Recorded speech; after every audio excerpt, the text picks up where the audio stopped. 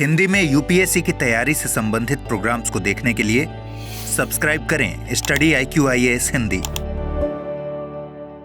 आप सभी का पुनः स्वागत है स्टडी IQ-IAS के हिंदी यूट्यूब प्लेटफॉर्म पर। मेरा नाम है अभिषेक कुमार और आज की इस क्लास में इंडियन ज्योग्राफी के बेहद ही इंपॉर्टेंट टॉपिक को हम कवर करेंगे, जिसका नाम है इंडियन मानसून। अर्थात भारत में मानसून की उत्पत्ति कैसे होती है, भारत की जलवायु को उष्णकटिबंधीय मानसूनी जलवायु क्या कहा जाता है। साथ में यहां पर हम एटमॉस्फेयर के बारे में भी डिस्कस करेंगे। हम यह भी जानेंगे कि एक्चुअल में जो बंगाल की खाड़ी सागर शाखा है, यदि यह पूर्वी घाट पर्वत के समानांतर हो जाती है तो किस प्रकार सोमालियन जेट स्ट्रीम पूर्वी घाट पर्वत पर वर्षा कराती है। साथ में हम डिस्कस यह भी करेंगे कि एक्चुअल में प्री मॉनसून क्या होता है, क्यों भारत में आपको अलग अलग पवनों का प्रवाह देखने के लिए मिलता है, अर्थात प्री मॉनसून का आगमन ही किस प्रकार होता है, आईटीसी जेट क्या है, इन सभी पर एक क्रमबद्ध तरीके से हम डिस्कस करेंगे। याद रखें कि यह पूरा का पूरा टॉपिक आपके यूपीएससी सीएसई, और ऐसा नहीं है कि not only for UPSC CSE, आपके स्टेट पीसीएस के लिए भी काफी इंपॉर्टेंट होने वाला है। याद रखें कि यहां पर यूपीएससी में पूछे जाने वाले क्वेश्चंस में हर बार 2 क्वेश्चन इंडियन मॉनसून या फिर वर्ल्ड क्लाइमेट से होते हैं। वर्ल्ड क्लाइमेट हम आगे कवर करेंगे। ये वाली जो सीरीज है इसमें हम इंडियन ज्योग्राफी को कवर अप कर रहे हैं। दैट इज व्हाई कि यहां पर केवल और केवल हम इंडियन मॉनसून के बारे में डिस्कशन करेंगे। यहां पर कुछ पवनों के बारे में भी हम जानेंगे और साथ में यानी कि कुछ स्थानीय पवनें, किस प्रकार ये पवनें भारत के मॉनसून को प्रभावित करती हैं और किस प्रकार पृथ्वी की स्थिति सूर्य के सापेक्ष भारतीय मॉनसून के प्रति उत्तरदायी होती है। इन सभी बातों पर एक माइन्यूट डिस्कशन होगा। यहां पर मेरी आपसे एक एसेंशियल रिक्वेस्ट ये रहेगी, यानी कि ये बहुत ही वार्म हार्टेड मैं रिक्वेस्ट कर रहा हूं आपसे कि आप इनके नोट्स अवश्य बनाएं। यानी कि ये जो इंडियन क्लाइमेट वाला चैप्टर है इसके आप नोट्स जरूर बनाएं और इसको कम से कम इस वीडियो को आप 2 बार देखें। कारण ये है कि इंडियन मॉनसून से क्वेश्चन आएंगे ही आएंगे, ऐसा आप मानकर चलिए ना। अब वो डायरेक्ट भी हो सकते हैं, वो इनडायरेक्ट भी हो सकते हैं। तो चलिए बिना देरी किए हम प्रारंभ करते हैं आज का चैप्टर, जिसका नाम है मॉनसून। यदि आप इंडियन मॉनसून को समझ रहे हैं तो सबसे पहले तो हम ऐसा स्टार्ट नहीं करेंगे कि भाई भारत की जलवायु उष्णकटिबंधीय मानसूनी जलवायु है। कर्क रेखा यानी कि tropic of cancer and capricorn के मध्य का जो क्षेत्र होता है उसे नाम दिया जाता है उष्णकटिबंधीय जलवायु। यहां से हमारा डिस्कशन प्रारंभ नहीं होने वाला है। कारण यह है कि आप ये बचपन से पढ़ते हुए आ रहे हैं, ये मैं मानकर चल रहा हूं कि आपको पता है। अब यदि आप यहां तक आए हैं तो आपको बट ऑब्वियस है कि कुछ एक्स्ट्रा डेटा चाहिए होगा, यानी कि वह डेटा जो कि एक्चुअल में आवश्यक होता है यूपीएससी सीएसई प्री और मेंस पॉइंट ऑफ व्यू के अनुसार। यहां पर फैक्चुअल डेटा का कुछ काम नहीं है, पूरा का पूरा कॉन्सेप्चुअल है। यानी कि आप जानते हैं कि यूपीएससी की जर्नी ही कॉन्सेप्चुअल डेटा पर आधारित है। यहां अब हम जानना शुरू करते हैं कि एक्चुअल में यदि आप भारतीय मॉनसून को पढ़ रहे हैं या फिर इंडियन क्लाइमेट का अध्ययन कर रहे हैं तो सबसे पहले याद रखें कि एक नियम होता है जिसको हम नाम देते हैं जलवायु शास्त्र का नियम। अब एक्चुअल में ये जलवायु शास्त्र का नियम होता क्या है और ये हमसे क्या अपेक्षाएं रखता है, जरा इसके बारे में डिस्कशन करें। देखिएगा, जलवायु शास्त्र के नियम में पवनों का संबंध है ना, यानी कि पवनों के नियम और साथ में ताप और दाब के नियमों की बात की गई है कि भाई किस प्रकार से ताप और दाब एक दूसरे से संबंधित हैं, किस प्रकार पवनें प्रवाहित होती हैं और किस प्रकार कोरियोलिस बल का संबंध इन पवनों से है और किस प्रकार आईटीसी जेट भारतीय मॉनसून को या फिर भारत के पूरे के पूरे क्लाइमेट को प्रभावित करता है। अब मैं आपको यहां पर 3 वर्ड देता हूं, है ना। इसको शुरू करने से पहले मैं आपके सामने 3 वर्ड प्रस्तुत करता हूं। एक होता है वायुमंडल, जिसको हम नाम से जानते हैं एटमॉस्फेयर, और एक होता है हमारा जलवायु, और एक आपको समानता देखने के लिए मिलेगा मौसम। इन तीनों में एक खासा डिफरेंस आपको देखने के लिए मिलता है। अब इसमें मैं वायुमंडल क्यों ऐड कर रहा हूं, ताकि आपके सोचने की क्षमता बढ़ सके। हम यहां पर बोल देते हैं कि भाई यदि जलवायु को हमने नाम दिया है कि भाई एक्चुअल में जलवायु क्या होती है, तो किसी भी क्षेत्र की लंबे समयांतराल से चली आ रही मौसमी दशाएं क्या कहलाती है, जलवायु। ये डेफिनेशन हमें सामान्यतः पता रहती है, और यदि ये डेफिनेशन नहीं पता है तो अभी मैं नोट डाउन करूंगा, आप लिख लीजिएगा, है ना। परंतु ये मौसमी दशाएं कहां से आती हैं, तो याद रखिएगा यह आती हैं बेसिकली वायुमंडल से। इसीलिए आपको जानना आवश्यक होता है कि एक्चुअल में यह वायुमंडल क्या है। तो याद रखिएगा वायुमंडल और कुछ नहीं, atmosphere is nothing but it is a mixture of some gases, अर्थात यह विभिन्न प्रकार की गैसों का असमांगी मिश्रण है।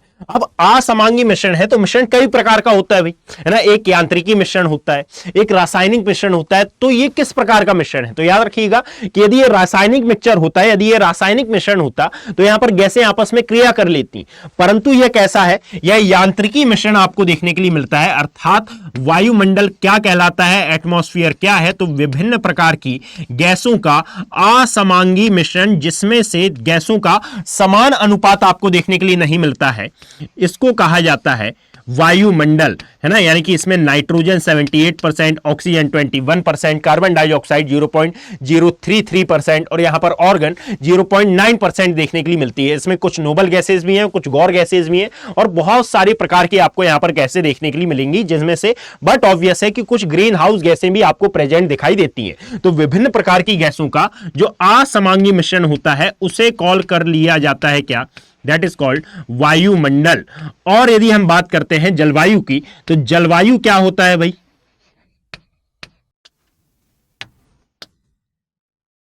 तो जलवायु को यदि आप देखेंगे तो ये जलवायु का एक्चुअल में अर्थ होता है वायुमंडल की अल्पकालिक दशाएं, सॉरी वायुमंडल की दीर्घकालिक दशाओं को आप क्या नाम देते हैं? इसे नाम दिया जाता है जलवायु का। अब ये दीर्घकालिक दशाएं तो कितनी दीर्घकाल, देखिएगा लॉन्ग टर्म कंडीशंस ये क्या कहलाती हैं?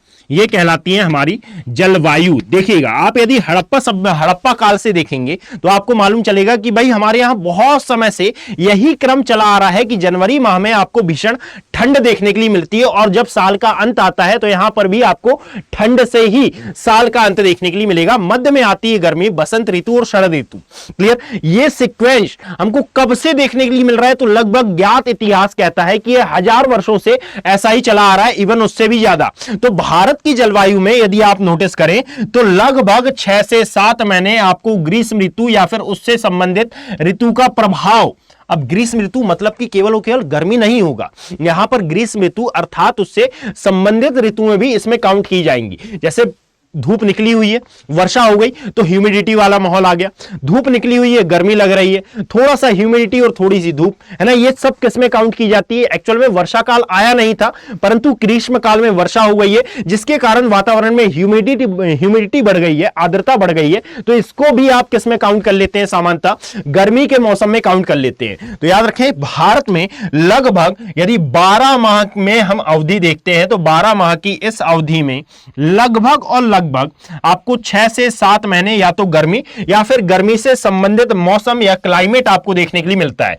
क्लियर है? दैट इज वाई भारत की जलवायु क्या कॉल कर लिया जाता है? उष्ण कटिबंधीय जलवायु। वर्ल्ड में ऐसा नहीं है कि यही एक क्लाइमेट है, परंतु ये यदि आपने नहीं पढ़ा है पहले क्लाइमेट तो मैं वहां से बिल्कुल बेसिक से उठाने का प्रयास कर रहा हूं। मैं उन सभी स्टूडेंट्स के लिए वीडियो बनाता हूं जिन्होंने अभी तक बिल्कुल भी स्टडी नहीं की है, वो तो मेरा वीडियो देख ही सकते हैं। जिन्होंने पहले पढ़ चुका है उनके लिए रिवीजन, और दावा है मेरा कि उनके लिए कुछ नया डेटा भी यहां पर प्राप्त होगा। परंतु वह स्टूडेंट जिन्होंने आज से पहले कभी भी इंडियन क्लाइमेट को नहीं पढ़ा है या फिर इंडियन ज्योग्राफी का कोई टॉपिक नहीं पढ़ा है, उनके लिए भी मेरे वीडियो कारगर हो सकते हैं। क्लियर? तो यहां पर ऐसा नहीं है कि भाई मैं बिल्कुल हाइपोथेटिकल जाकर अपनी चीजों को प्रस्तुत करूंगा या फिर अपने कॉन्सेप्ट प्रस्तुत करूंगा, नहीं, पहले मैं बेस से उठाता हूं और फिर बेस से उठाकर हम आगे उसको एडवांस तक ले जाने का प्रयास करते हैं। Is that clear? अब यदि आपको और बेसिक से इसका नॉलेज चाहिए हो, यानी कि बिल्कुल और अच्छे से सिक्वेंशियल तरीके से एक एक सब्जेक्ट आपको कवर करना हो, तो याद रखिएगा बच्चे कि यहां पर स्टडी IQ के P2I बैचेस लॉन्च हुए हैं, जिनकी लास्ट डेट या फिर मैं यूं बोलूं कि जिनकी क्लासेस प्रारंभ हो रही हैं 8 जुलाई से और इनकी टाइमिंग है शाम 6 बजे से। क्लियर? ये P2I बैचेस हैं और ये 2025 को टारगेट करते हुए बनाए गए हैं। ऐसा नहीं है कि जिनका टारगेट 2026 है उनके लिए ये बैचेस नहीं है, बिल्कुल है, परंतु मेनली उनके लिए यह बैचेस प्रोवाइड है या फिर उनके हिसाब से ये बैचेस बनाए गए हैं जिनका टारगेट 2025 के UPSC CSE प्री को क्वालिफाई करना है। यदि आपका टारगेट 2025 UPSC CSE प्री को क्वालिफाई करना है तो आप इन P2I बैचेस से जुड़ सकते हैं विथ AKB लाइफ कोड। मैं दावे के साथ कहता हूं कि आपकी लाइफ का लाइफ चेंजिंग फैसला होगा। अर्थात यहां पर आप अपनी पूरी तैयारी को सुव्यवस्थित और सुनियोजित ढंग से पूरा कर पाएंगे। Is that clear? और यदि आप अपनी तैयारी को सुव्यवस्थित और सुनियोजित ढंग से पूरा करना चाहते हैं विद एक्सपर्ट फैकल्टी, तो आप AKB लाइव कोड के साथ जुड़ सकते हैं हमारे Pay2i बैचेस से मात्र 27,999 में। ऐसा नहीं है कि आप मेरा ही कोड यूज करें भाई, यदि आप मेरा कोड यूज करेंगे तो यह मेरे लिए एक एप्रिसिएशन के तौर पर माना जाएगा। क्लियर? इसीलिए चलिए अब आगे बढ़ते हैं। यदि आप यहां पर देखेंगे तो यहां पर मौसम क्या कहलाता है भाई, तो मौसम के बारे में याद रखिएगा कि वायुमंडल की जो अल्पकालिक दशाएं हैं इन्हें कॉल कर लिया जाता है मौसम। अच्छा, उससे पूर्व यदि मैं बात कर रहा हूं कि वायुमंडल की दीर्घकालिक दशाओं को हम क्या नाम दे रहे हैं? जलवायु। भारत की जलवायु है उष्णकटिबंधीय जलवायु, तो एक्चुअल में दीर्घकालिक तो कितना, तो मिनिमम इसको मान लिया जाता है 35 ईयर कि कम से कम 35 वर्ष से जो जलवायु क्षेत्र या फिर जो मौसम वहां पर चले आ रहे हैं, मौसमों की जो अवधि चली आ रही है उसे नाम दिया जाएगा उस संबंधित क्षेत्र की जलवायु। और यदि मान लीजिए यहां पर जलवायु में परिवर्तन हुआ, देखना मौसम में परिवर्तन कोई डिजास्टर बात नहीं है, यानी कि कोई ऐसी आपदाकारी बात नहीं आएगी, परंतु यदि जलवायु में परिवर्तन होता है तो यह बहुत ही गहन समस्या बनकर आती है। जलवायु में यदि मान लीजिए जैसे लाइक कार्बन डाइऑक्साइड है और कार्बन डाइऑक्साइड का परसेंटेज 0.033% है, यदि 1000 वर्षों में यह कितना हो गया 0.034% हो गया तो कोई दिक्कत की बात नहीं है। परंतु यदि यह परिवर्तन बहुत तेजी से होता है कि केवल 100 वर्ष में यह हो गया 0.034%, तो फिर यह समस्या का विषय बन जाता है कि भाई एक्चुअल में अब समस्या है। और मौसम में परिवर्तन होना कोई खासा दिक्कत नहीं है, दिक्कत तो है ही नहीं, मौसम परिवर्तन होना इट्स अ नेचुरल प्रोसेस। परंतु याद रखिएगा कि यदि क्लाइमेट में परिवर्तन हुआ, वो भी तेजी से परिवर्तन हुआ, तो इसको एक वैश्विक समस्या माना जाता है, जिसे आप जिसे आप अपनी यूपीएससी की जर्नी में क्लाइमेट चेंज और साथ में ग्लोबल वार्मिंग के नाम से जानते हैं। तो याद रखें कि इसमें धीमे परिवर्तन हो तो ठीक है, स्लोली चेंजेस आए तो बहुत ठीक है, परंतु यदि इसमें तेजी से परिवर्तन हुआ तो यह एक वैश्विक मुद्दा बनकर सामने आता है। और इसी वैश्विक मुद्दे के ऊपर सर डोनाल्ड ट्रंप ने, यानी कि जो एक्स प्रेसिडेंट रहे हैं यूएसए के, उनका एक बयान था, एक स्टेटमेंट था कि भाई विश्व में जलवायु परिवर्तन और वैश्विक तापन जैसा कुछ नहीं होता है, यह केवल एक तरीका है विकसित देशों से विकासशील देशों तक पैसा पहुंचाने के लिए। कारण क्या है कि एक्चुअल में पूरी पृथ्वी पर एक युग चलता है जिसका नाम है हिमयुग और अंतरा हिमयुग, है ना। इसके बारे में मैंने प्रीवियस वीडियो में डिस्कस कर रखा है, यदि आप मेरी सीरीज देख रहे होंगे तो आप आई थिंक मेरी बात समझ पा रहे होंगे, है ना। और यदि आपने प्रीवियस वीडियो नहीं देखे तो आप 2 मिनट का पॉज लें, हम आगे अपने मेन टॉपिक पर आने वाले हैं। यहां पर केवल मैं डेफिनेशन के बारे में डिस्कस कर रहा हूं। चलिए यहां पर यदि हम देखें तो वायुमंडल की जो अल्पकालिक दशाएं थी उनको हमने नाम दिया था मौसम।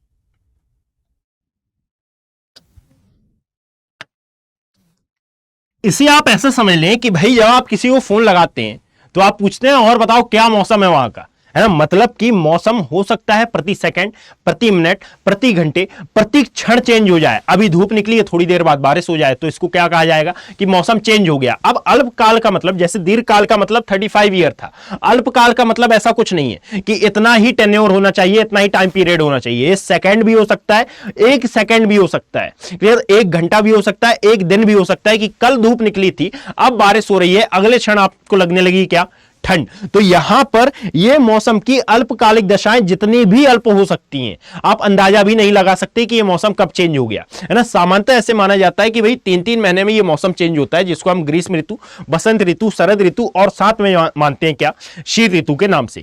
अब याद रखें कि यहां पर अब मैं प्रारंभ कर रहा हूं जलवायु शास्त्र का नियम। यदि इसी अनुसार हम देखें तो याद रखिएगा ये डेफिनेशन मैंने बताई कि एक्चुअल में जलवायु है क्या, यानी कि यदि हम मॉनसून के बारे में डिस्कस कर रहे हैं तो मॉनसून आता है क्लाइमेट के अंदर। तो सबसे पहले तो आपको मालूम होना चाहिए कि एक्चुअल में क्लाइमेट क्या होता है। भारत का जो क्लाइमेट है, भारत की जो जलवायु है, इसे माना जाता है उष्णकटिबंधीय मॉनसूनी जलवायु।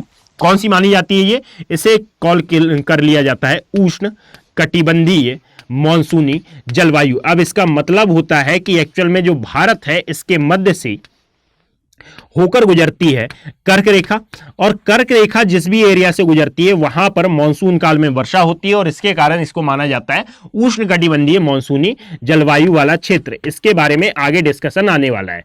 अब यदि हम इस टॉपिक पर आते हैं तो याद रखें कि जब भी आप जलवायु पढ़ेंगे तो यह नियम आपको इसेंशियल रूप से याद रखना है। सबसे पहले नियम नंबर 1 है ना, कि यहां पर जलवायु का डायरेक्टली कनेक्शन होता है ताप और दाब के साथ, या फिर मैं यूं बोलूं कि ताप और दाब का आपस में इनडायरेक्टली प्रोपोर्शनल संबंध होता है, यानी कि व्युत्क्रमानुपाती संबंध होता है। अब व्युत्क्रमानुपाती संबंध कैसे भाई? तो यदि मान लीजिए किसी भी एरिया में ताप में वृद्धि होती है तो आप याद रखें कि वहां पर दाब अपने आप घटेगा। क्लियर? और ऐसा क्यों होगा? तो देखिए, जब किसी भी एरिया में तापमान में वृद्धि की जाएगी तो तापमान में वृद्धि के कारण वहां पर एक क्रिया घटित होगी जिसको हम नाम देते हैं जलवाष्पन की क्रिया। इसको आप जलखंड से अच्छे से समझ सकते हैं कि यदि आपने मान लीजिए एक पतीले में पानी लिया और उसका तापमान आपने क्या किया?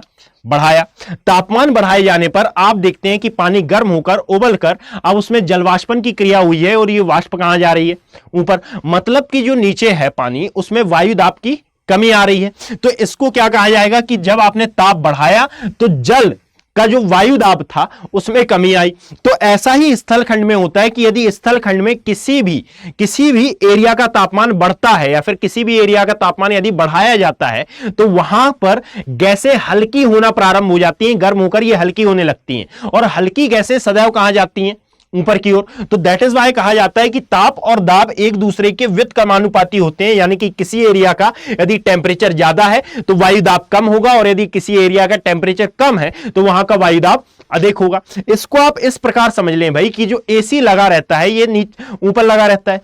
कारण क्या है कि एसी ठंडी हवा फेंकेगा, और जब ठंडी हवा फेंकेगा तो ठंडी हवाएं भारी होती हैं, दैट इज वाई ये नीचे की ओर आती हैं। जो हीटर है हम नीचे लगाते हैं। कारण क्या है कि ये जो गर्म हवाएं होती हैं ये हल्की होती हैं, और ये हल्की होकर ऊपर की ओर जाती हैं। अब हीटर मतलब कि तापमान अधिक है और ये गर्म हवा को फेंक रहा है, तो आपने तापमान बढ़ाया तो हवा हल्की हुई, हल्की होकर ये कहां गई? ऊपर की ओर। और जब ठंडी थी तो ठंड के दिनों में यही भारी पवनें नीचे की ओर आई। मतलब कि दूसरा नियम यह होगा कि भाई, दूसरा नियम यहां पर यह कहेगा कि जो पवन है, इस पवन का प्रवाह, यदि मान लीजिए कोई विंड है, कोई पवन है, यदि इस पवन की प्रकृति, इस पवन का नेचर ठंडा है, यानी कि ये ठंडी पवन है, तो ये ठंडी पवन का प्रवाह सदैव कहां से होगा? तो सदैव इसका प्रवाह ऊपर से नीचे की ओर होता है, अर्थात ये ऊपर से नीचे की ओर आती है। एक नियम ये हो गया। और सेकंड कहता है, थर्ड नियम हमसे कहता है कि यदि मान लीजिए पवन की प्रकृति गर्म है, ये गर्म है, तो गर्म पवन का प्रवाह सदैव कहां से कहां होगा? तो इसका प्रवाह आपको देखने के लिए मिलेगा नीचे से ऊपर की ओर, है ना। यानी कि इसको आप हीटर से समझ सकते हैं, नीचे से ऊपर की ओर आपको देखने के लिए मिलता है भाई। और नेक्स्ट आपको देखने के लिए मिलता है भाई पवन के नियम में ही कि जब आप किसी पवन को देखेंगे तो इस पवन का प्रवाह सदैव उच्च वायुदाब से निम्न वायुदाब की ओर होगा। यानी कि अब थर्ड नियम पवन प्रवाह के संबंध में कि इसका प्रवाह सदैव हाई प्रेशर से लो प्रेशर की ओर होगा। इसको आप किस प्रकार समझ सकते हैं? तो आप इतना समझे भाई, हाई प्रेशर से low pressure. Clear? High pressure से लो प्रेशर मैंने यहां पर लिखा है। आप इसको ऐसा समझे कि आप जिस रूम में अभी आप बैठे हुए हैं, क्लियर, क्या उसमें आप और हवा को डाल सकते हैं, या फिर जिस रूम में मैं हूं अभी वहां पर मैं चाहकर भी क्या और हवा डाल सकता हूं? नहीं डाल सकता। कारण यह है कि यदि मैं और हवा डालूंगा इसमें तो कहीं ना कहीं से हवा निकल भी जाएगी। ऐसा तो है नहीं ना कि यदि ये रूम पैक्ड है तो मैं दम घुटने के कारण मर जाऊंगा। नहीं, ऐसा नहीं हो सकता। कहीं ना कहीं से ये ऑक्सीजन आ रही है, या तो एसी के फॉर्म में आ रही है, या फिर कहीं ना कहीं से ये ऑक्सीजन का प्रवाह हो रहा है। दैट इज वाई मैं श्वसन क्रिया कर पा रहा हूं। परंतु यदि एक गुब्बारे में हवा आपको भरने के लिए कही जाए तो उस गुब्बारे में जब आप हवा भरेंगे तो उसमें आप इतनी हवा डालेंगे जितनी उसमें समा सकती है, जब तक वो फटने की कंडीशन में ना आ जाए। मतलब कि ज्यादा दबाव के साथ आपने कहां पर हवा भरी है? आंसर इज गुब्बारे में। और जब आपने ज्यादा दबाव के साथ गुब्बारे में हवा भरी है तो इसको आप बोलें कि भाई वायु दाब कहां पर ज्यादा है, तो आपका आंसर होना चाहिए कि सर गुब्बारे में वायु दाब ज्यादा है। कारण यह है कि आपने दबाव डालकर एक्चुअल में गुब्बारे में हवा भरी है और रूम में आपने किसी भी प्रकार का कोई भी प्रेशर क्रिएट नहीं किया। मतलब कि जो गुब्बारा था, जो बैलून था, इसमें हाई प्रेशर एरिया और जो आपका रूम है ये लो प्रेशर जोन वाला क्षेत्र है। अब इस गुब्बारे में आपने पिन मार दी और जब आपने पिन मारी तो हवा गायब हो गई या फिर आपके मुंह पर आकर लगी?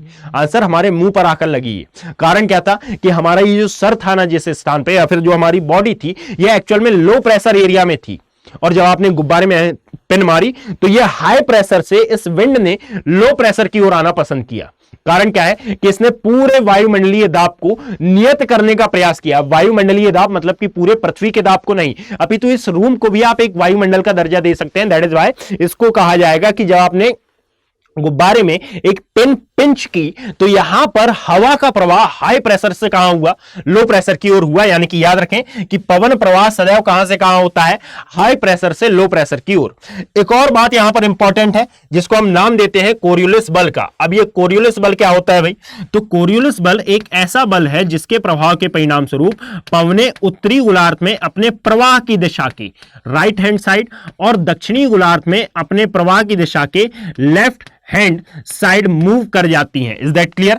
यानी कि यदि आप नदन हेमिस्फीयर में बैठे हुए हैं, यदि आप उत्तरी गोलार्ध में बैठे हुए हैं, एनएच का मतलब है नदन हेमिस्फीयर, उत्तरी गोलार्ध में यदि आप हैं तो ये अपने राइट हैंड साइड मूवमेंट कर जाएंगी और यदि आप दक्षिणी गोलार्ध में बैठे हुए हैं तो ये अपने प्रवाह की दिशा के जहां पर भी इसका प्रवाह होगा वहां पर ये लेफ्ट हैंड साइड मूवमेंट कर जाएंगी। अब ये करेंगी क्यों? तो याद रखिएगा कि ये बेसिकली होता है पृथ्वी के घूर्णन गति के कारण।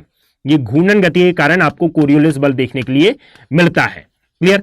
अब यदि इन सभी बातों को आपने अपने माइंड में सेटल डाउन कर लिया तो आपके लिए इंडियन क्लाइमेट को और इवन वर्ल्ड के क्लाइमेट को भी समझना कोई ज्यादा खासा कठिनाई वाली बात नहीं रहेगी। बेसिकली कहा जाता है कि क्लाइमेटोलॉजी थोड़ी सी टफ हो जाती है। इसके टफ होने का मेन रीजन ये है कि इसमें फिजिक्स अप्लाई हो जाती है, साइंस अप्लाई हो जाती है। मगर यदि आप इसको कॉन्सेप्चुअली पढ़ने का प्रयास करेंगे तो क्लाइमेटोलॉजी एक्चुअल में इतनी टफ है नहीं, इसे टफ बनाया गया है। आप इसको कॉन्सेप्चुअली पढ़ें, बस इसके एग्जाम्पल अच्छे से आप अपने माइंड में सेटल डाउन करें।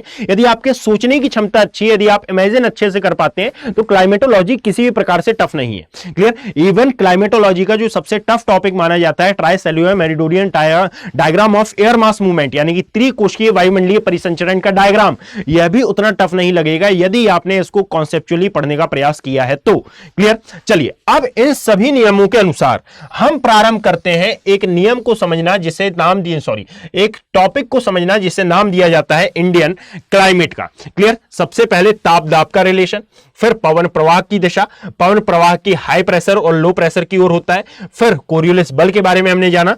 अब हम यहां से प्रारंभ करते हैं कुछ एसेंशियल चीजों को जानना, या फिर डायरेक्टली हम प्रारंभ करते हैं इंडियन क्लाइमेट को जानना। देखिए, यदि ये कोई सतह है, जैसे कि मान लेते हैं ये कोई सतह है ना, इस सतह का जो तापमान है यह ज्यादा है। अब हम एक एक के बारे में डिस्कस कर रहे हैं, यानी कि ताप और दाब, है ना। यहां से आपका शुरू होता है क्या? इंडियन क्लाइमेट वाला चैप्टर। यदि मान लीजिए यह एक सतह है और इस सतह का जो तापमान है यह ज्यादा है, तो तापमान ज्यादा होने की कंडीशन में होगा क्या बच्चे? तापमान ज्यादा होने की कंडीशन में यहां पर वायु हल्की होगी और वायु हल्की होकर कहां जाएगी? ऊपर की ओर गमन करेगी। तो इस क्षेत्र को हमने माना कि यह कोई भी क्षेत्र है, आप कोई सा भी क्षेत्र ले सकते हैं, यहां पर तापमान ज्यादा था और जब तापमान ज्यादा था तो वायु हल्की हो रही थी और वायु हल्की होकर कहां पर गमन कर रही थी? ऊपर की ओर। अब एक्चुअल में दाब होता क्या है? तो जिस एरिया में मैं खड़ा हुआ हूं उस एरिया के ऊपर कितनी पवनें विद्यमान है, इसको संबंधित क्षेत्र का वायु दाब आप नाम देते हैं कि भाई मेरे ऊपर कितनी वायु की परतें हैं, है ना। क्षोभ मंडल, समताप मंडल, मध्य मंडल, आयन मंडल, यदि इन सभी मंडलों को देखें तो एक्चुअल में मेरे अंदर वायु का प्रेशर कितना है, इसी को तो आप वायुमंडलीय दाब का नाम देते हैं। अब यदि हम इसको समझने का प्रयास करें, यदि मैं यहां से पवनों को हटाना प्रारंभ कर दूं, इस एरिया से मैं पवनों को हटाना प्रारंभ कर देता हूं, मतलब कि जब यहां पर लो प्रेशर जोन का निर्माण हुआ, है ना, यहां पर लो प्रेशर जोन का निर्माण हुआ। अब इस लो प्रेशर जोन को भरने के लिए जो हाई प्रेशर की विंड है, जो उच्च वायुदाबीय पवनें हैं, पूरी पृथ्वी की बात कर रहा हूं मैं, ऐसा नहीं है कि यदि भारत में निम्न वायुदाब के क्षेत्र का निर्माण हुआ है तो केवल भारत के आसपास, अपितु पूरे वर्ल्ड में जहां पर भी हाई प्रेशर की विंड है वे भारत की ओर आना प्रारंभ हो जाएंगी। पूरे विश्व की बात कर रहा हूं। क्लियर? तो यदि मान लीजिए भारत में या फिर किसी भी एरिया में लो प्रेशर जोन का निर्माण हुआ, तो जहां कहीं पर भी हाई प्रेशर विंड है अर्थात उच्च वायुदाबीय पवनें हैं, ये इस लो प्रेशर की ओर आना प्रारंभ करेंगी, यानी कि ये आती जाएंगी कहां पर?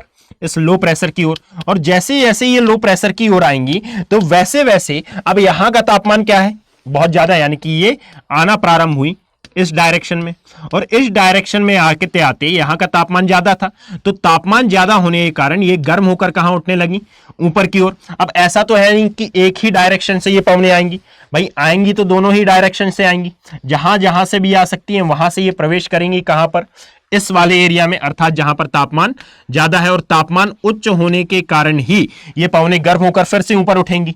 तो एक प्रोसेस कहलाएगी ये।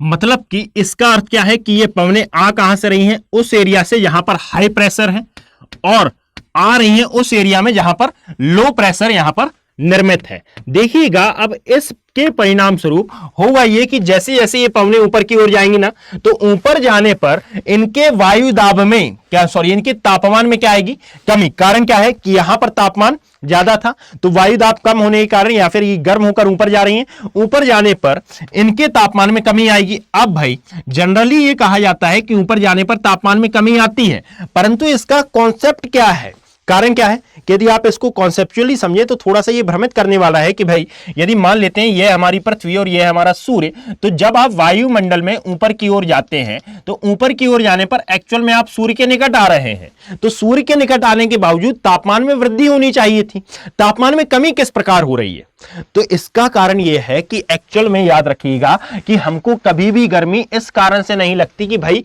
सूर्य के कोरोना का तापमान बहुत अधिक है, हमको गर्मी एक्चुअल में इस कारण से लगती है क्योंकि हम स्थल खंड के समीप हैं, अर्थात हमारे नीचे जो जमीन विद्यमान है, जो धरातलीय क्षेत्र विद्यमान है, इसका तापमान ज्यादा है ना, अर्थात यह सूर्य से आने वाले लघु तरंग के विकिरण या फिर लघु तरंग विकिरण को अपने अंदर एब्जॉर्ब कर लेता है, शॉर्ट वेव रेडिएशन को यह सोख लेता है और फिर रात में यह निकालता है लॉन्ग वेव रेडिएशन के फॉर्म में, अर्थात दीर्घ तरंग विकिरण के फॉर्म में। सूर्य से आने वाला जो विकिरण होता है या फिर जो प्रकाश होता है, इसे कहा जाता है शॉर्ट वेव रेडिएशन, और जो पृथ्वी से रात के समय निकलता है इसे कहा जाता है लॉन्ग वेव रेडिएशन। तो इसके कारण होता है एक्चुअल में पृथ्वी का ऊष्मन, जिसको कहा जाता है पृथ्वी का ऊष्मा बजट। क्लियर? तो एक्चुअल में ये जो पृथ्वी हीट को एब्जॉर्ब करती है, इसके कारण हमें गर्मी फील होती है, और जब हम इस धरातल से ऊपर उठते जाते हैं तो एक्चुअल में हमें जो गर्मी लग रही है इस धरातल के ऊष्मन के कारण लग रही है, और जब आप इससे दूर हटते जाओगे,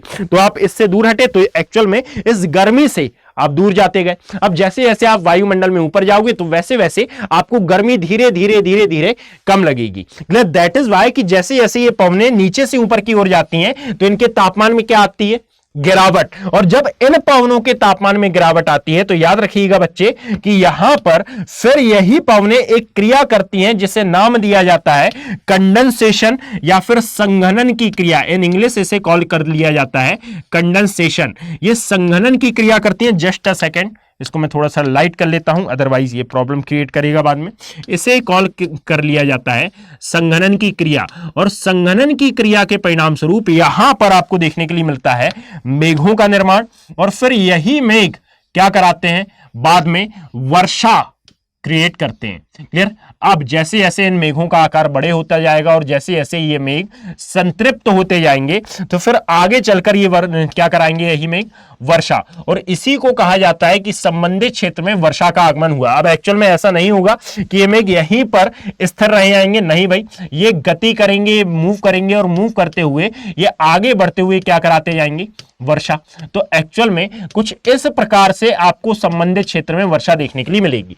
परंतु ये जो पूरी प्रोसेस मैंने बताई, याद रखिएगा कि ये पूरी प्रोसेस केवल और केवल ट्रॉपिक ऑफ कैंसर यानी कि कर्क रेखा और ट्रॉपिक ऑफ कैप्रिकॉर्न अर्थात दैट इज मकर रेखा के मध्य संपन्न होती है। और इस क्षेत्र को या फिर इस एरिया को एक नाम से जाना जाता है, इसे नाम दिया जाता है ITCZ। क्या नाम दिया जाता है इसे, ITCZ वाला एरिया। मतलब कि यदि आपसे पूछा जाए कि ITCZ क्या है तो याद रखिएगा ऐसा क्षेत्र जहां पर तापमान अधिक होता है तथा वायुदाब कम होता है।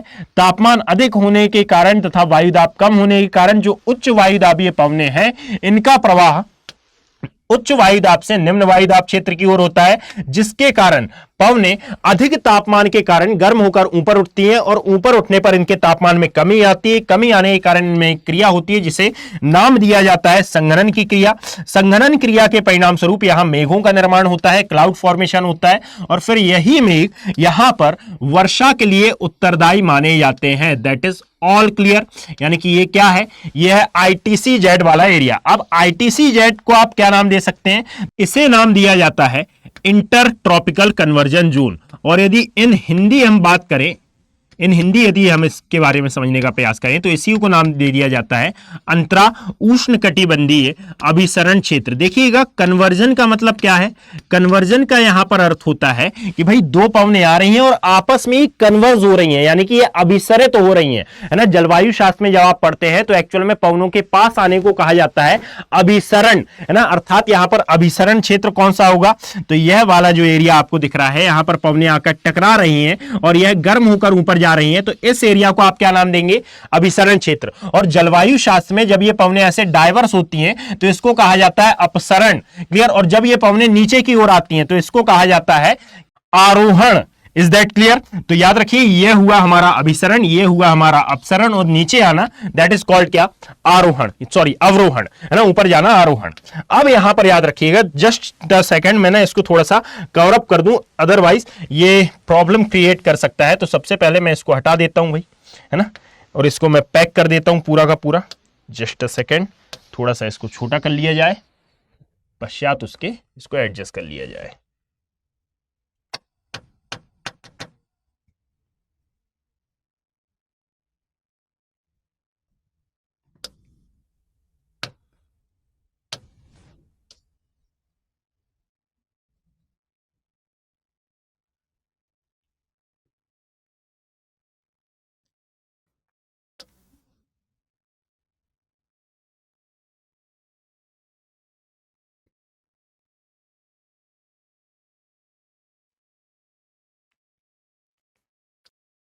अब सही है, इंटर ट्रॉपिकल कन्वर्जन जोन, या फिर इन हिंदी इसे ही कहा जाएगा अंतरा उष्णकटिबंधीय अभिसरण क्षेत्र। और अंतरा उष्णकटिबंधीय का मतलब क्या है कि एक्चुअल में यह क्रिया केवल और केवल उष्णकटिबंधीय क्षेत्रों में ही संपन्न हो रही है और जहां पर भी यह क्रिया हो रही है वहां पर पवनों में अभिसरण की प्रोसेस या फिर कन्वर्जेंस की प्रोसेस आपको देखने के लिए मिल रही है। क्लियर।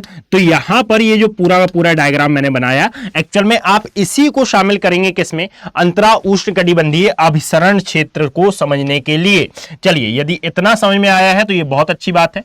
इसके आगे से उम्मीद कर रहा हूं कि आपको समझ में आ रहा होगा, और यदि आपका किसी भी प्रकार का डाउट है तो आप मुझे कमेंट सेक्शन में मेंशन कर दीजिएगा। और यदि मान लीजिए किसी भी टॉपिक पर आपको वीडियो चाहिए हो कि सर आप XYZ टॉपिक पर वीडियो बना दीजिए, ये आपके लिए बहुत ज्यादा ये आपके लिए यानी कि आपके लिए बहुत ज्यादा हेल्पफुल रहेगा, तो आप मुझे यहां पर बिल्कुल मेंशन कर सकते हैं। आप सभी के सजेशन यहां पर इनवाइट हैं। यदि मान लीजिए आप किसी भी टॉपिक पर, ज्योग्राफी से रिलेटेड, एनवायरनमेंट से रिलेटेड किसी भी टॉपिक पर वीडियो चाहते हैं तो आप मुझे बता दें कि सर रामसर साइट पर वीडियो चाहिए, हमें IUCN पर वीडियोस चाहिए, है ना, किसी भी स्पीसी के ऊपर वीडियो चाहिए, या फिर किसी भी ज्योग्राफी के किसी स्पेसिफिक टॉपिक पर आपको वीडियो चाहिए, जिस पर भी आपको डाउट हो रहा है, तो मैं वहां पर एक प्रकार से कन्वेंशनल पार्ट के थ्रू उस पर वीडियो लाऊंगा। क्लियर। अब यदि हम यहां पर देखें तो एक्चुअल में ये वही स्थान है, यह इंटर टॉपिकल कन्वर्जन जोन या फिर अंतरा उष्णकटिबंधीय अभिसरण क्षेत्र वह स्थान होता है जहां पर पवनें आकर अभिसरित होती हैं, गर्म होकर ऊपर उठती हैं, ऊपर उठने पर तापमान में कमी आती है और कमी आने के कारण यहां पर संघनन की क्रिया होती है। संघनन की क्रिया के परिणाम स्वरूप यहां क्लाउड फॉर्मेशन होता है और क्लाउड फॉर्मेशन के द्वारा यहां पर कुछ समय पश्चात आपको वर्षा देखने के लिए मिलती है। अब यदि यहां पर हम देखते हैं कि एक्चुअल में क्या कारण है कि ये ITCZ आपको केवल और केवल इसी कर्क और मकर रेखा के मध्य में देखने के लिए मिलेगा। तो चलिए इसको भी यदि हम जानने का प्रयास करें तो आप अपने एटलस का, यदि आपके पास 4th एडिशन है ना, स्टूडेंट एटलस का यदि 4th एडिशन है तो आप अपने एटलस का पेज नंबर 7 निकालिएगा। उस पेज नंबर 7 में आपको सामने एक डायग्राम प्रस्तुत होगा, यानी कि जब आप इसको देखेंगे तो अब मैं यहां पर एक डायग्राम प्लॉट कर रहा हूं जिसके थ्रू आपको समझना आसान हो जाएगा कि भाई हम बोलते जरूर हैं कि सूर्य का और उत्तरायण और दक्षिणायन हो रहा है, अर्थात सूर्य कर्क रेखा और मकर रेखा पर लंबवत चमक रहा है, परंतु जब आप ब्रह्मांड को पढ़ते हैं तो ब्रह्मांड में एक्चुअल में एक लाइन आती है कि सूर्य केंद्र में है और अन्य सभी ग्रह इसकी परिक्रमा कर रहे हैं। मतलब कि जब सूर्य केंद्र में है और अन्य सभी ग्रह इसकी परिक्रमा कर रहे हैं तो सूर्य किस प्रकार उत्तरायण और दक्षिणायन की अवस्था को प्राप्त कर सकता है। यानी कि यहां पर सूर्य स्थिर है, बल्कि सूर्य का उत्तरायण और दक्षिणायन नहीं हो रहा, अपितु पृथ्वी का उत्तरायण और दक्षिणायन की बात हो रही है। याद रखें, आप थोड़ा सा कंफ्यूज हो सकते हैं कि भाई चल रहा है इंडियन क्लाइमेट में ये सब क्या आ रहा है, तो बच्चे इसको कहा जाता है बेस। यानी कि यहां पर सबसे पहले तो आपको इंडियन मानसून तो मैं डायरेक्टली स्टार्ट कर दूंगा, पर इंडियन मानसून में जो टर्मिनोलॉजीज मैं यूज करने वाला हूं, यदि मैं बोल रहा हूं कि भारत में दक्षिण पश्चिम मानसून का आगमन, भारत में मानसून का आगमन दक्षिण पश्चिम दिशा से होता है, तो एक्चुअल में पहले यह तो पता होना चाहिए कि दक्षिण पश्चिम दिशा से हो क्यों रहा है, क्या ऐसी घटना घटित हो रही है भारत में कि भारत में मानसून का ही आगमन हो रहा है। क्यों आ रहा है भाई मानसून? नहीं आता है ना, आ रहा है मतलब कि कुछ ना कुछ ऐसी प्रोसेस हो रही है, वो प्रोसेस मैंने यहां पर पीछे बताई। अब ये ITCZ केवल कर्क और मकर रेखा के मध्य में क्यों बन रहा है, अर्थात उष्णकटिबंधीय क्षेत्रों में ही क्यों बन रहा है, दूसरी प्रोसेस में ये बताने जा रहा हूं। तो आप अपने एटलस में वह वाला मैप निकालें और उस मैप के अकॉर्डिंगली यदि हम समझने का प्रयास करते हैं तो ये मध्य में आपको क्या देखने के लिए मिल रहा है, दैट इज सूर्य। यानी कि इसका जो टेम्परेचर है, इसका जो तापमान है, यह स्वतः ही बहुत ज्यादा है। यह है हमारा सन, यानी कि सूर्य, और अन्य सभी ग्रह इसी सूर्य की परिक्रमा कर रहे हैं। और जब अन्य सभी ग्रह इस सूर्य की परिक्रमा कर रहे हैं तो पृथ्वी की स्थिति सूर्य के सापेक्ष कैसी है भाई? तो यहां पर कई कंडीशंस में पृथ्वी आती है, इस कंडीशन में है ना, कई स्थितियों में पृथ्वी आपको यहां पर देखने के लिए मिलती है, कुछ स्थितियों में पृथ्वी आपको यहां पर देखने के लिए मिलती है, अर्थात सूर्य की परिक्रमा तो ये चारों ओर से कर रही है ना, मतलब कि कुछ इस प्रकार से, फिर ये नीचे जाती है, फिर यहां पर आपको देखने के लिए मिलती है कि कुछ इस प्रकार से, मतलब कि ये अलग अलग कंडीशन है। इसको विथ डेट मैं यहां पर मेंशन करूंगा। क्लियर, विथ डेट की हम बात करेंगे। तो यदि हम जस्ट अ सेकेंड,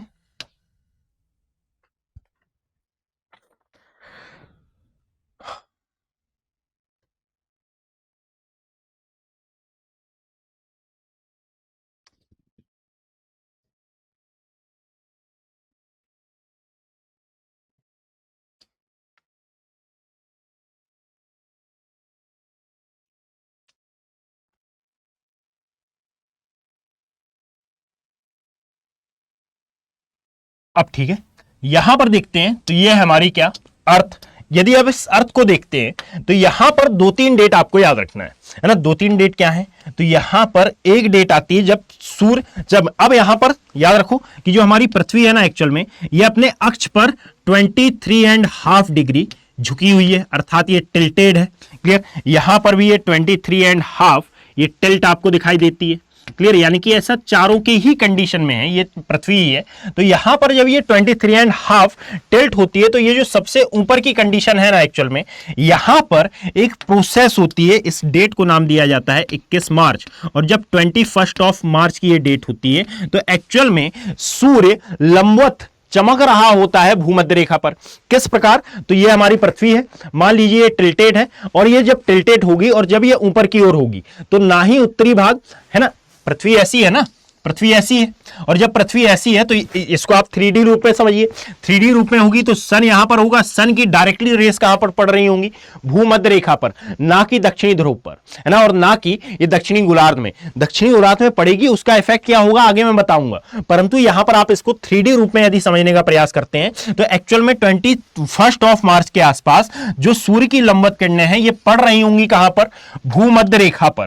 क्लियर, ये आपको पड़ती हुई देखने के लिए मिलेंगी भूमध्य रेखा पर, और पूरे साल में 2 बार यह कंडीशन होती है कि भूमध्य रेखा पर लंबवत सूर्य की किरणें पड़ती हैं। अब इसकी एक और कंडीशन क्या होगी, तो देखिए एक बार सूर्य ऊपर था और एक बार यह सूर्य आ गया कहां पर, नीचे, अर्थात इस कंडीशन में यहां पर भी पृथ्वी का झुकाव 23.5 है।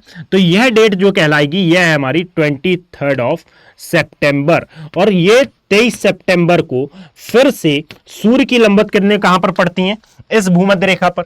और जब भूमध्य रेखा पर यह लंबवत किरणें पड़ रही हैं तो इसका परिणाम यह हो रहा है कि भाई उत्तरी और दक्षिणी गोलार्ध में या फिर उस समय दिन और रात दोनों ही आपको बराबर देखने के लिए मिलते हैं। कब, 23 सितंबर, और साथ में एक डेट आती है हमारी 21 मार्च। क्यों भाई, क्योंकि सूर्य जो है वो लंबवत चमक रहा है भूमध्य रेखा पर। अब ना ही उसका प्रकाश ज्यादा देर तक पड़ रहा है कहां, कर्क रेखा पर, और ना ही ज्यादा देर तक आपको मकर रेखा पर पड़ता हुआ नजर आ रहा है। तो इसलिए कहा जाता है कि एक 23 सितंबर और एक 21 मार्च को इसका सूर्य का प्रकाश भूमध्य रेखा या फिर इक्वेटर पर पड़ने के कारण इस दिन को, दिन और रात की अवधि आपको लगभग समान देखने के लिए मिलती है। Is that clear? और जब यहां पर सूर्य का प्रकाश लंबवत पड़ता हुआ नजर आएगा आपको कर्क और मकर रेखा पर, है ना, यानी कि ट्रॉपिक ऑफ कैंसर और ट्रॉपिक ऑफ कैप्रिकॉर्न पर, तो इसका कुछ अलग प्रभाव होगा। जैसे कि जब आप यहां पर आते हैं तो देखो, अब पृथ्वी एक्चुअल में परिक्रमा कैसी कर रही है, पृथ्वी एक्चुअल में घूम कैसे रही है, सूर्य की परिक्रमा कैसे कर रही है,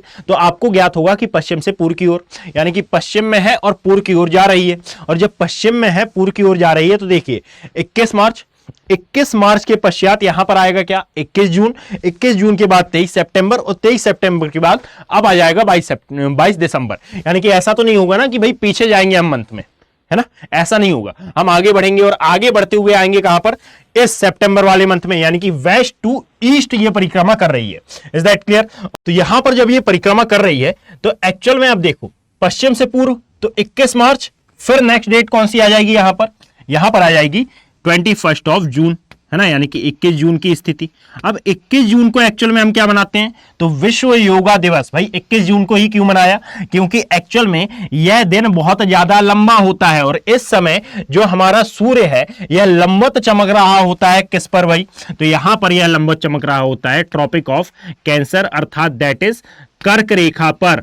और याद रखें कि जब सूर्य का प्रकाश लंबवत कर्क रेखा पर पड़ता है तो इसका इफेक्ट क्या मिलेगा आपको, कि भाई यहां पर जो उत्तरी गोलार्ध में दिन है, अर्थात नदन हेमिस्फीयर में जो डे है, इसकी अवधि लंबी है ना, दिन लंबे हैं, और जो नाइट मिलेगी ना आपको, यह नाइट बहुत ज्यादा शॉर्ट देखने के लिए मिलेगी। क्लियर? यानी कि 24 घंटे में से ज्यादा घंटे का दिन होगा और कम घंटे की रात यहां पर आपको उपस्थित देखने के लिए मिलती है। सेकंड बात कि इसी का उल्टा कहां पर हो जाएगा, दक्षिणी गोलार्ध में। यानी कि यदि आप दक्षिणी गोलार्ध सदर्न हेमिस्फीयर के बारे में चर्चा करते हैं तो एक्चुअल में दक्षिणी गोलार्ध में अब जो दिन होगा इसको उल्टा कर दो भाई, यानी कि दिन की अवधि यहां पर शॉर्ट हो जाएगी, डे यहां पर छोटे हो जाएंगे, और जो नाइट है यह क्या हो जाएंगी, बड़ी हो जाएंगी। यानी कि ये दोनों का ही उल्टा होगा। क्लियर? और फिर जब ऐसे चलते हुए, अर्थात यहां पर अब गति कैसे कर रही है इसको समझने के लिए देखो, ये तो आपके एटलस में बना हुआ है भाई,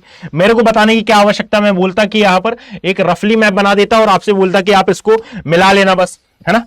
तो यहां पर बनाने का आशय यह है कि भाई आप जब एग्जाम हॉल में बैठेंगे तो एटलस लेकर नहीं बैठेंगे, यहां पर एग्जाम हॉल में आपको इसको समझाना पड़ेगा कि यदि उसने दिन और रात की अवधि के परिप्रेक्ष्य में या फिर सूर्य और पृथ्वी की लंबवत स्थिति के परिप्रेक्ष्य में कोई क्वेश्चन कर लिया है तो आपको यह पूरा का पूरा मैप बनाते हुए आना चाहिए, और आप इसको किस प्रकार बनाएंगे यह भी आपको पता होना चाहिए, उस समय आप भ्रमित ना हो। दैट इज वाई यहां पर यह मैप इंपॉर्टेंट हो जाता है। क्लियर? यहां पर मैं सबसे पहले डायरेक्शन बना देता हूं कि एक्चुअल में इसका डायरेक्शन किस प्रकार का है। तो देखिए ये इस प्रकार से मूवमेंट कर रही है, इस प्रकार से ये मूव करते हुए जा रही है, यहां से इस प्रकार से ये मूव करते हुए जा रही है, या आप यहां पर आएंगे तो फिर ये मूवमेंट इस प्रकार से आपको देखने के लिए मिलेगा।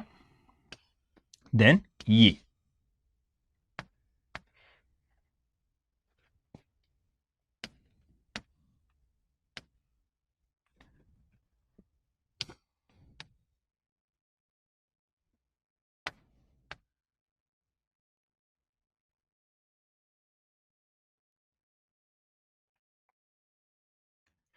तो ये मूवमेंट है बेसिकली।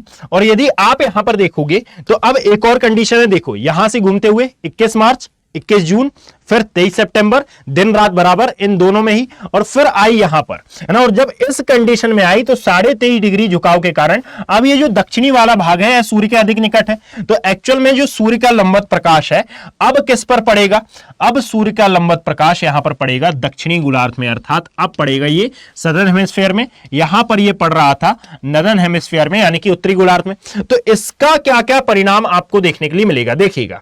अब यहां पर जो मकर रेखा है उस पर यह सूर्य चमक रहा है, और ये डेट क्या है, तो 22 ऑफ दिसंबर, 22 दिसंबर को यह मकर रेखा पर चमक रहा है। और जब यह मकर रेखा पर चमक रहा है तो इसके परिणाम स्वरूप जो दिन है ये दक्षिणी गोलार्ध में क्या होंगे, यानी कि सदर्न हेमिस्फीयर की मैं बात कर रहा हूं, तो सदर्न हेमिस्फीयर में दिन की लंबाई ज्यादा हो जाएगी और जो नाइट है ये शॉर्ट हो जाएंगी, है ना। और इसी का उल्टा आपको कहां पर देखने के लिए मिलेगा, नदर्न हेमिस्फीयर में, कि भाई नदर्न हेमिस्फीयर में जो डे है ये शॉर्ट हो जाएंगे, छोटे हो जाएंगे, और जो नाइट है यह बड़ी हो जाएगी। क्लियर। अब एक्चुअल में ये पूरी की पूरी कंडीशन क्रिएट ही क्यों हो रही है, क्योंकि पृथ्वी गति कर रही है। पृथ्वी गति कर ही नहीं रही होती तो ऐसा कुछ होता नहीं, या फिर पृथ्वी का अपने अक्ष पर झुकाव नहीं होता तो भी ऐसी कंडीशन नहीं होती। 23.5 डिग्री झुकाव के कारण ही ये पूरी की पूरी कंडीशन क्रिएट हो रही है। और यदि बच्चे ये कंडीशन क्रिएट हो रही है ना, तो इसको कुछ विशेष नामों से भी जाना जाता है, जैसे जब भी सूर्य का प्रकाश इस भूमध्य रेखा पर चमक रहा होता है तो एक्चुअल में इसे कॉल कर लिया जाता है क्या, विषुव की स्थिति। अब ये दो प्रकार के विषुव होते हैं, है ना। इसको भारत के कंटेक्स्ट में यदि हम देखें तो 21 मार्च को आपको क्या देखने के लिए मिलेगा, तो शायद ठंडी का मौसम याद आ रहा होगा, है ना। तो इसे कहा जाता है, यह बसंत विषुव की कंडीशन, बसंत विषुव की कंडीशन। और यहां पर जो नीचे मिलेगा दैट इज कॉल्ड शरद विषुव, है ना। अब बसंत विषुव और शरद विषुव आपको समझ में आ गया है, ये हमारा शरद विषुव। और जब यहां पर आप देखते हैं कि एक्चुअल में यह सूर्य का प्रकाश लंबवत पड़ रहा है कहां पर, मकर और कर्क रेखा पर, तो इसको कहा जाता है अयनांत की कंडीशन। तो यहां पर एक अयनांत निकल के आता है 21 जून को। यदि आप देखेंगे तो बताइए शीत ऋतु होती है, ग्रीष्म ऋतु अभी चल रहा है ना, जून का महीना समाप्त हुआ है, मतलब कि अभी यहां पर क्या है, दैट इज कॉल्ड ग्रीष्म अयनांत। अब ग्रीष्म अयनांत में कंफ्यूज नहीं होना है, अयनांत का मतलब होता है भाई सूर्य का प्रकाश कर्क और मकर रेखा पर चमक रहा है, तो इसको कहा जाता है अयनांत की कंडीशन। इसको आप पढ़ते हैं अपने क्लाइमेटोलॉजी वाले चैप्टर में कि एक्चुअल में पृथ्वी पर सर्वाधिक टेम्परेचर आपको कहां पर देखने के लिए मिलता है, तो आप हमेशा याद रखना ये मिलता है आपको अयनांतों पर, है ना, अर्थात कर्क और मकर रेखा के आसपास वाले क्षेत्र में।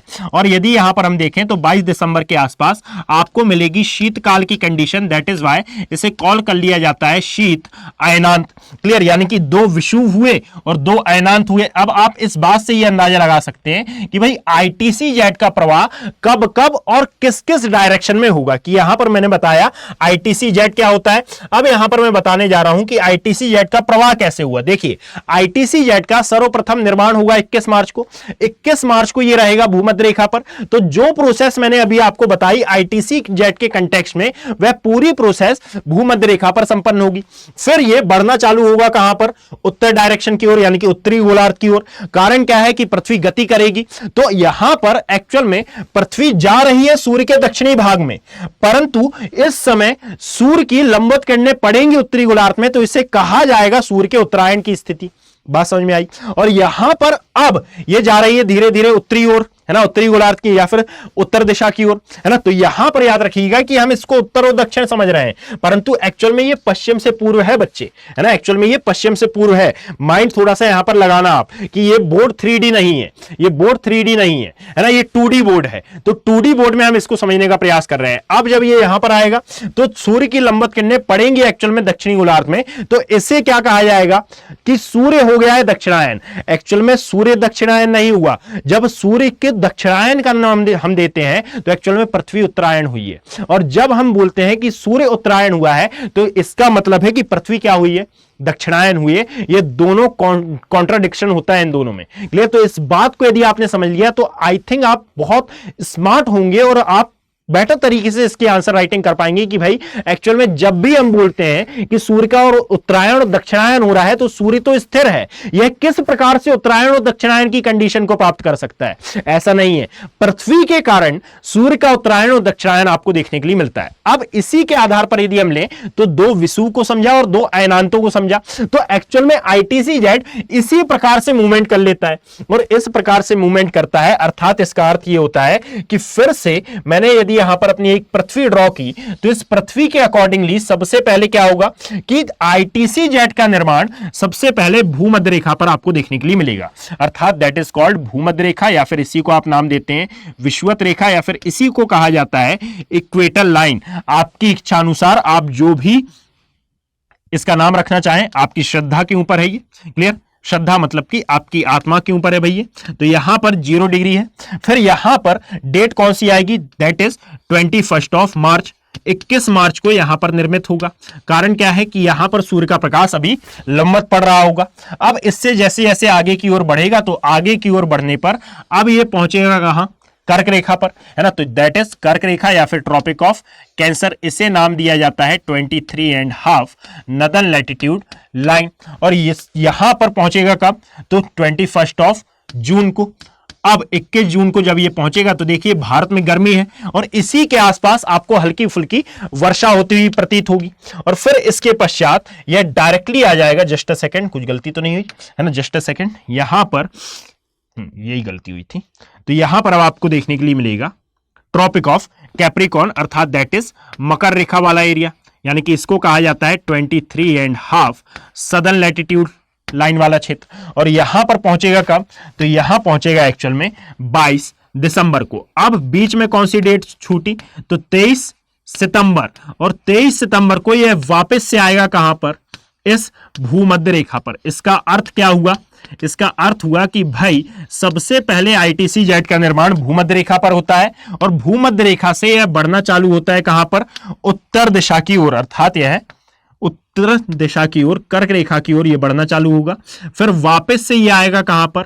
इस भूमध्य रेखा की ओर, और फिर यह जाएगा कहां? मकर रेखा की ओर। वापस से यही प्रोसेस चालू हो जाएगी, यानी कि पहली कंडीशन, दूसरी कंडीशन, तीसरी कंडीशन और यह है चौथी कंडीशन, और यहां से फिर से ये रिपीटेशन होने लगेगा। क्लियर? और जब ये रिपीटेशन हो रहा है तो एक्चुअल में इस ITC-Z का मूवमेंट कहां पर आपको देखने के लिए मिल रहा है? केवल और केवल इसी ट्रॉपिक ऑफ कैंसर और कैप्रिकॉर्न के मध्य। दैट इज वाई इसे कहा जाता है ITC-Z का जोन, या फिर इसे ही नाम दिया जाता है अंतरा उष्ण कटिबंधीय अभिसरण क्षेत्र वाला जोन। Is that clear? तो ये है बेसिकली ITC-Z का कॉन्सेप्ट। और यदि ये कॉन्सेप्ट आपको समझ में आ गया तो मैं गारंटी के साथ बोल रहा हूं कि आगे ये कॉन्सेप्ट बिल्कुल इजी होने वाले हैं आपके लिए। क्लियर? ये थोड़ा सा कॉन्सेप्चुअल था। अब यदि इसको आपने समझ लिया है तो चलिए इसको भारत के कंटेक्स्ट में हम समझना प्रारंभ करते हैं। देखिएगा, अब मैं नेक्स्ट स्लाइड लेता हूं। यदि इसी को भारत के कंटेक्स्ट में समझा जाए तो याद रखें कि अब आपको इंडिया के मैप की जरूरत पड़ेगी। और मैंने अपनी पूरी सीरीज में आपको बताया था कि बच्चे आपको इंडिया का मैप एसेंशियल रूप से बनाते हुए आना चाहिए और आप इसको बार बार प्रैक्टिस कर सकते हैं। कुछ ज्यादा नहीं करना है, आपको इसको कम से कम 100-150 बार ड्रॉ कर लेना है। 100-150 बार में ऐसा कोई भी व्यक्ति अभी तक नहीं है जिससे यह मैप ना बनने पाए। तो आप इस मैप को आसानी से बना पाएंगे। इससे होगा ये कि आपकी अंडरस्टैंडिंग बहुत ज्यादा डेवलप हो जाएगी। कारण यह है कि भाई इसी एक मैप के थ्रू आप इंडिया के फिजियोग्राफिकल डिवीजन को एक बार में अंडरस्टैंड कर पाएंगे कि एक्चुअल में भारत में कौन सा क्षेत्र कहां पर आपको स्थित दिखाई देता है। चलिए, तो ऐसे आपको इंडिया का मैप बना लेना है। और यदि इस इंडिया के मैप के अकॉर्डिंगली हम समझने का प्रयास करें तो देखिए,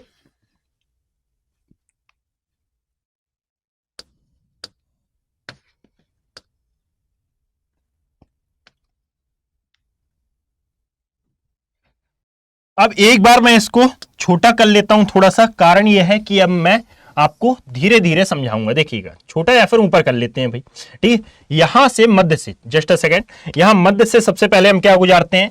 अपनी एक रेखा जिसको नाम दिया जाता है, दैट इज, इसको नाम दिया जाता है ट्रॉपिक ऑफ कैंसर या फिर कर्क रेखा।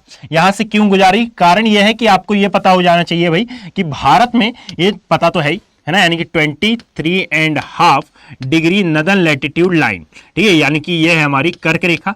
जब आप इसको देखेंगे तो एक्चुअल में हम बात कर रहे हैं अंतरा उष्णकटिबंधीय अभिसरण क्षेत्र की, अर्थात यहां पर अब भारत में ग्रीष्म ऋतु का आगमन किस प्रकार देखने के लिए मिलेगा, जरा उसके बारे में डिस्कशन करते हैं। तो जो अंतरा उष्णकटिबंधीय अभिसरण क्षेत्र है ये कर्क रेखा तक है, मतलब कि इससे नीचे जब आप जाओगे तो यहां नीचे कहीं पर आपको पृथ्वी में कौन सी रेखा मिल रही होगी, भूमध्य रेखा, इक्वेटर लाइन। और इक्वेटर लाइन पर 21 मार्च को किसका निर्माण हो रहा होगा, निर्माण हो रहा होगा एक्चुअल में इस आईटीसी जेट का, है ना। अब 23 सितंबर को नहीं लेना, वो बाद में आएगा, है ना। 21 मार्च को जब ये आईटीसी जेट का निर्माण हो रहा होगा तो सबसे पहले ये उत्तरायण होना चालू हुआ, यानी कि ये उत्तर की ओर आएगा। और जब ये उत्तर की ओर आएगा तो एक्चुअल में इसी कर्क रेखा पर कहीं ना कहीं स्थित दिखाई दे रहा है क्या, दैट इज ये है भारत वाला क्षेत्र। और जब भारत यहां पर दिखाई दे रहा है तो याद रखिएगा 21 जून के आसपास, 21 जून के आसपास भी नहीं, इवन मार्च माह के अंत में, अप्रैल माह के प्रारंभ में, अप्रैल माह के अंत तक,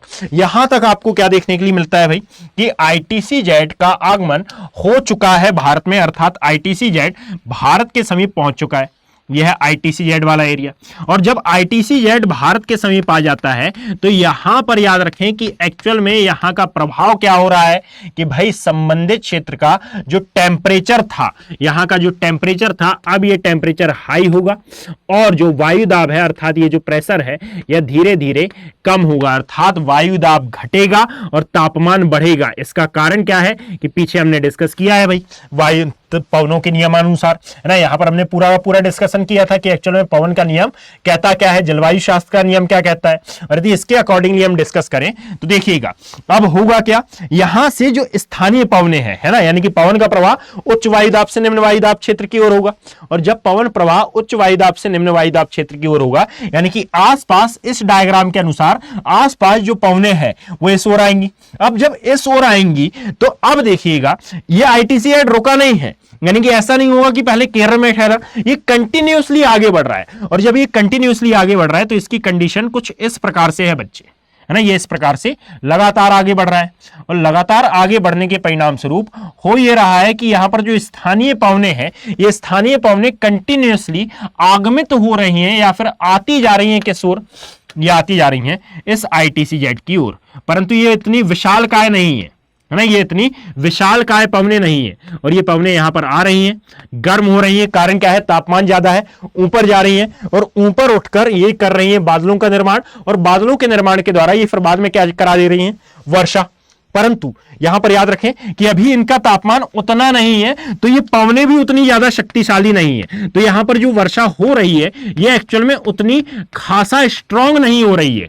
परंतु यहां पर याद रखें कि अभी मॉनसून नहीं आया है और यह वर्षा हो रही है, यानी कि जब आप देखते हैं कि ग्रीष्म काल चल रहा है, अभी जून के माह में आपके साथ हुआ होगा कि ग्रीष्म काल चल रहा है और अचानक से वर्षा हो गई, वर्षा कुछ देर हुई और फिर शांत हो गई। क्लियर, इसको क्या कहा जाता है कि मॉनसून नहीं आया, ग्रीष्म काल में वर्षा हो गई। तो एक तो आप इसको नाम देते हैं ग्रीष्म काल का मॉनसून, और एक नाम दिया जाता है इसको प्री मॉनसून का, एक इसको ऑफिशियल नेम दिया जाता है, that is called pre monsoon, यानी कि मॉनसून पूर्व के वर्षा इसको कहा जाता है। और इस मॉनसून पूर्व की यह मॉनसून पूर्व वर्षा कई क्षेत्रों के लिए काफी लाभदायक भी होती है, काफी ज्यादा इंपॉर्टेंट भी होती है। जैसे यदि आप देखेंगे तो महाराष्ट्र राज्य में इसी प्री मॉनसून के कारण मसालों का उत्पादन होता है ना। अब जनरली ऐसा नहीं है, क्योंकि अब ऐसी ऐसी कृषि पद्धतियां आ गई हैं जिसके द्वारा आप हर मौसम में हर फसल का उत्पादन कर सकते हैं। परंतु कालांतर की यदि हम बात करें तो केरल में यह मसाला उत्पादन के लिए मेन जानी जाती थी, इसलिए दैट इज वाई इसे कॉल किया जाता था स्पेसिलेन, या फिर इसे कॉल किया जाता था मसाला वर्षा। परंतु कर्नाटक के कंटेक्स्ट में यदि हम इसको शामिल कर लेते हैं तो कर्नाटक में इसे कहा जाता है कॉफी वर्षा।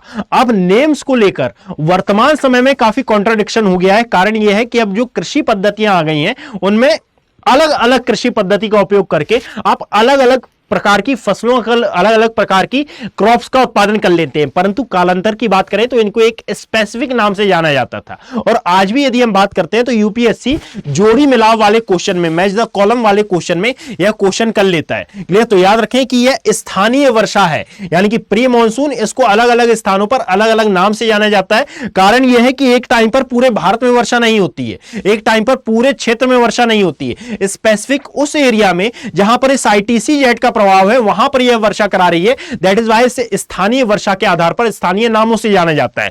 जैसे अब मैं कुछ क्षेत्रों के यहां पर नाम नोट डाउन कर देता हूं। जैसे सबसे पहले यदि हम आते हैं तो जब आप महाराष्ट्र वाले रीजन में देखेंगे तो महाराष्ट्र में इसे कॉल कर लिया जाता है आम्र वर्षा, है ना। महाराष्ट्र में इसे कॉल किया जाता है आम्र वर्षा।